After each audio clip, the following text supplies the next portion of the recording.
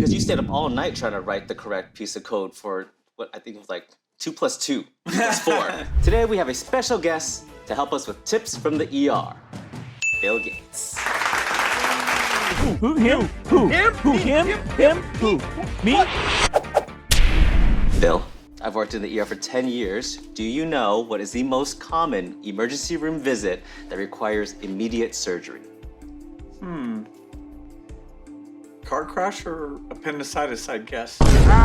Close. Appendicitis is first, and car crash might be a very close second. 1 in 13 people will get an appendicitis in their lifetime, and it usually happens between the ages of 10 and 30. Appendicitis is when your appendix becomes inflamed or swollen. Very dangerous, because if it becomes too inflamed or swollen, it will burst, and its contents will leak into your abdominal cavity. Its contents include poop, bacteria, fluid, and it can cause a really bad infection in your body. Gross. Have you had an experience with an appendicitis before? Yeah, it was pretty serious. I stayed home from school. Wasn't sure what was wrong. I knew my stomach felt poorly, but then when I pushed myself off, about 3-inch drop, I blacked out. And so then I knew, okay, there's definitely something wrong with me. But my parents were on vacation. So my poor Christian Science, that means doesn't believe in medicine, got called to take me to the hospital. Yeah. But I was lucky. They said if I'd waited much longer, it would have burst, and that's pretty bad. So they operated, and no big deal. Did anybody have to convince your grandma to take you, or? No, she knew that my parents were into medical treatment, and so she was chagrined, but she got me there as fast as she could. Family members can sometimes take a little massaging to get them to believe that we have everyone's best interest at heart, and we just want to help. When you have an appendicitis, you have stomach pain in the center that localizes to the bottom right because that's where the appendix is. Is this good advice or bad advice? When you have sudden onset of stomach pain, eating or drinking something will make it better. Oh, that's probably bad advice. Bad advice. Correct. It is bad advice because if your stomach is in pain, eating or drinking something will oftentimes irritate it even more. That's the first thing that we tell you when you come to the ER too. When you come to the ER, if you have anything that's wrong with you, we tell you not to eat or drink anything until we find out exactly why, in case you need emergency surgery. I've had surgeons oftentimes will delay surgery if you've had anything in your stomach within the last 24 hours. Because you could, I guess, get sick, and that would be hard to breathe then? Yes. So if you're on anesthesia and you don't have any, your muscles aren't working, right? Any contents from your stomach that leaks out of that tube that goes into your stomach could go into your lungs, causing you to aspirate and choke and die. So you don't want anything in your stomach when you go into surgery. So that is bad advice. And Bill, have you ever had anyone give you bad advice? And how did you navigate that? Well, I had a lot of people tell me not to take risks or maybe to sell the company.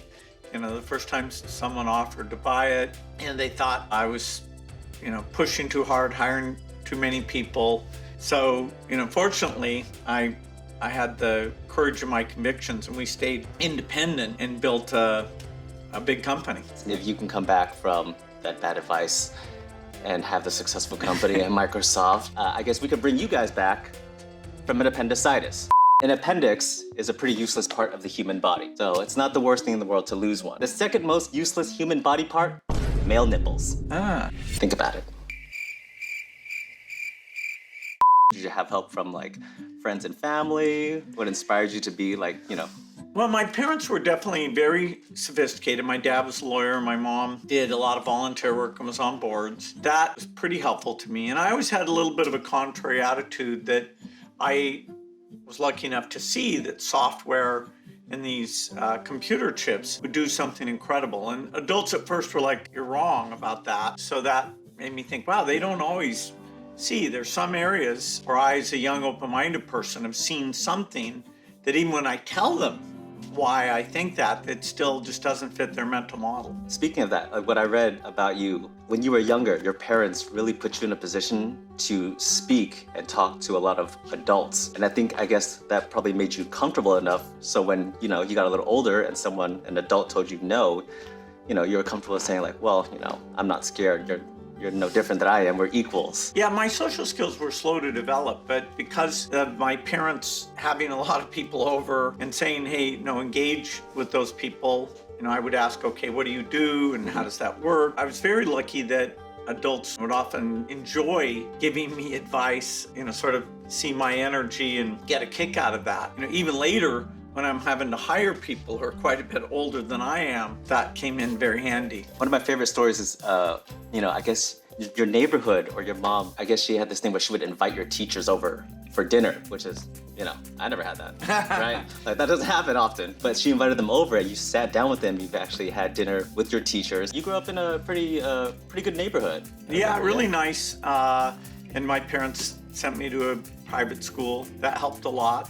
I got fascinated by things like chemistry and math, and that helped my career. I was pretty close to the University of Washington, and so I could walk over and try to find computers that weren't tied up late at night. Yeah, you can mess with it for as long as you want it, right? Yeah, it's hard for people to appreciate now. Computers were these very expensive things that were hard to find. Now they're just sitting around everywhere. Yeah. If it's not used, it's not like some big loss, but because they cost millions, we were always scrounging around trying to get access. The funniest thing was that it cost millions, but they could do so little. Absolutely. Right? Pathetic compared to the phone you have in your pocket. They weren't a thousandth as powerful as what you carry around every day. Yeah, because you stayed up all night trying to write the correct piece of code for what I think it was like 2 + 2 = 4, right? Not quite, but yeah.